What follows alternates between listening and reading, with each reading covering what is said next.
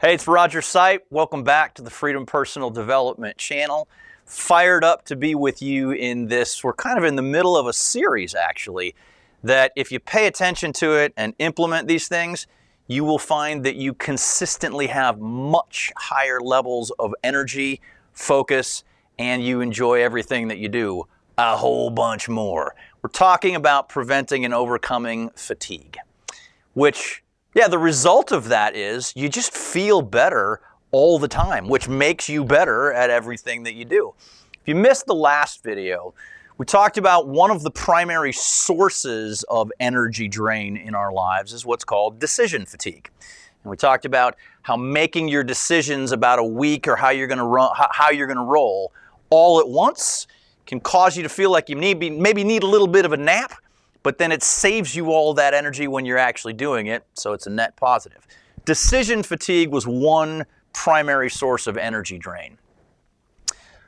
And the one that we're going to talk about this week is actually a molecule. We're going to talk about adenosine. You're like, what the heck are you talking about?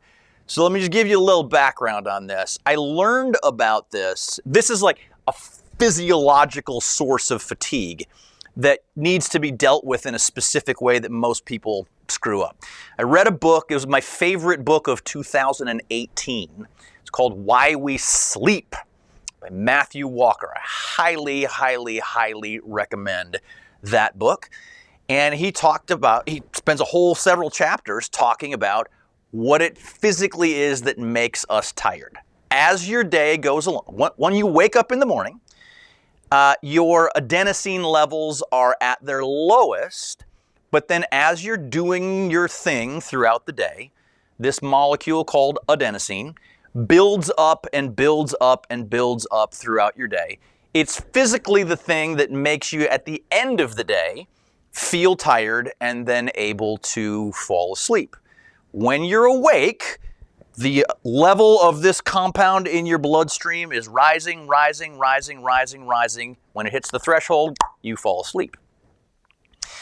And then when I was watching some other videos on YouTube, of all places, and I started following a guy named Andrew Huberman. He's a neuroscientist out of Stanford, and he was talking about the effects of this molecule. It was like 5 years later, and I went, oh, right, adenosine. We got to deal with adenosine. And so what he was talking about is how this affects you at the beginning of your day. He's one of the premier authorities on he's one of these guys that talks about their morning routine all the time. And I kind of went, hey, I understand. Like, I talk about this with my clients too. It's actually really important how you start your day. And I learned why. It's because of adenosine. When you wake up in the morning, the first thing that you have to do to fully wake up is you got to clear the last of that stuff out, because it's been processing while you're asleep. And the thing is that you got to wake up. I don't know about you, but more and more I find it challenging to wake up in the morning. Like, I don't want to get out of bed. If you've ever had that happen to you, that's the adenosine talking. That's the last of the adenosine going, no, man, you got to stay asleep. The thing that clears it out, people are like, oh, I drank a cup of coffee. Well, a cup of coffee will make you feel better in the morning because it's an adenosine blocker, but it doesn't actually get rid of that molecule. It just blocks the effect, so that when the caffeine wears off, that's why you crash if all you're doing to wake up in the morning is coffee. Biggest thing that clears that out is physical movement. I've said this for a long time, that a big part of what should happen for a person in the first few minutes of the day is some form of light physical activity, or maybe even moderate physical activity like push-ups or air squats or a vigorous walk or something like that. I learned that the reason why that works so well is because it's the physical movement that clears the last of that out and allows your body and your brain to fully wake up. The battle that you have to win is that you just got to get up and get moving.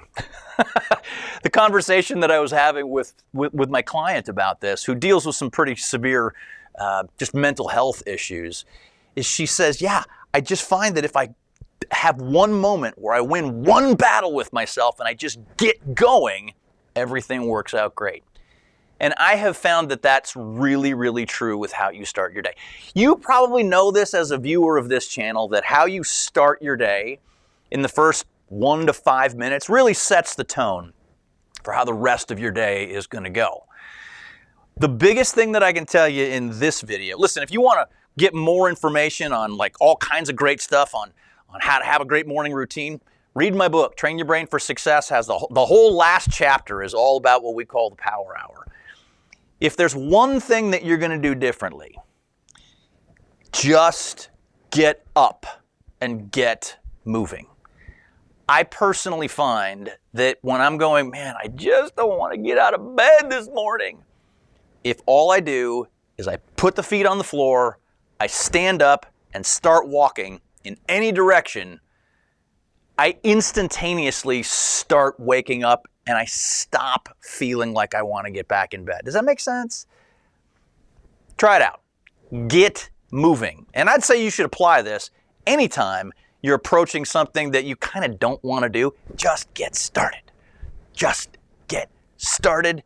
Get moving. You'll wake up and you'll find that you'll clear that pesky little adenosine molecule out quicker than you can with any other method, and you'll have a great day. I hope this is helpful for you. Listen, if you want more information on this, click the link in the description down below. You'll get your hands on a great resource that we call Get Your Head On Straight. It's got all kinds of cool techniques and fun stuff.